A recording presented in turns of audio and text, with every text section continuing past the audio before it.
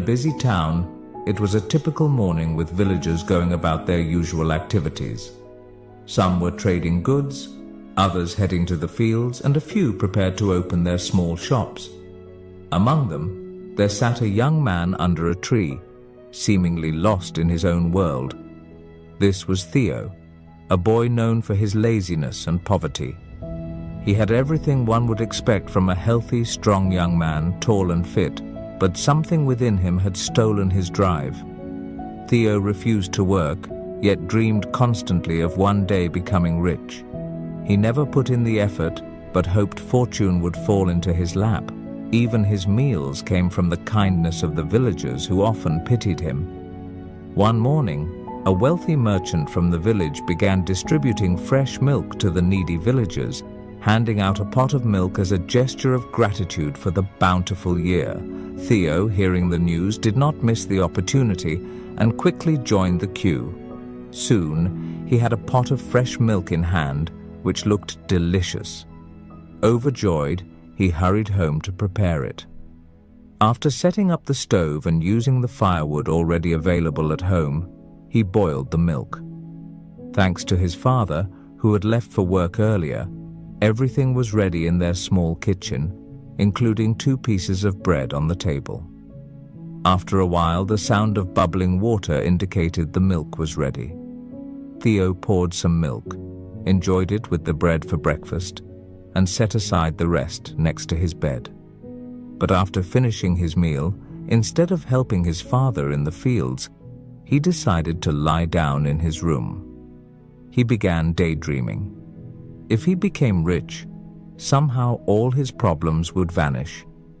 His thoughts turned to the pot of milk beside him. He imagined the milk would harden by the next morning and turn into cheese. Then I'll sell it at the market and make money, he thought. With that money, I'll buy a hen.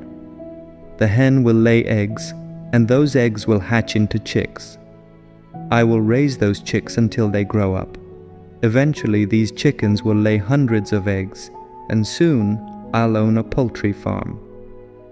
Theo's imagination flowed like a river. Then I'll sell all the chickens and buy a few cows. I'll open a dairy farm and everyone in town will buy milk from me. I'll become very rich and soon I'll buy jewelry.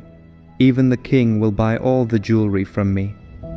I'll become even wealthier, and then I'll marry a beautiful girl from a rich family.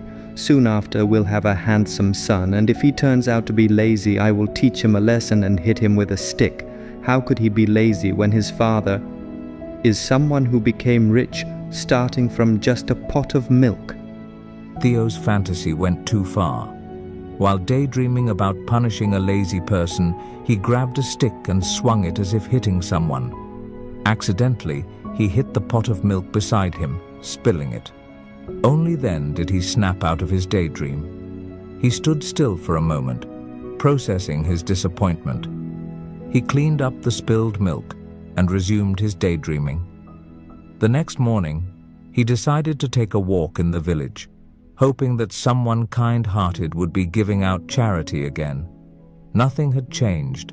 His life remained poor and miserable. Friends, often we have unrealistic hopes of achieving great things in life, yet we do nothing and just sit idle, a truly shameful reality. What if from now on we planted a rule in our minds? Our actions must match our aspirations. If we want to succeed, the key is hard work. If we want to be accomplished, the key is discipline. If we want God's help, the key is prayer. So even if we are lazy, we can still succeed by changing our habits.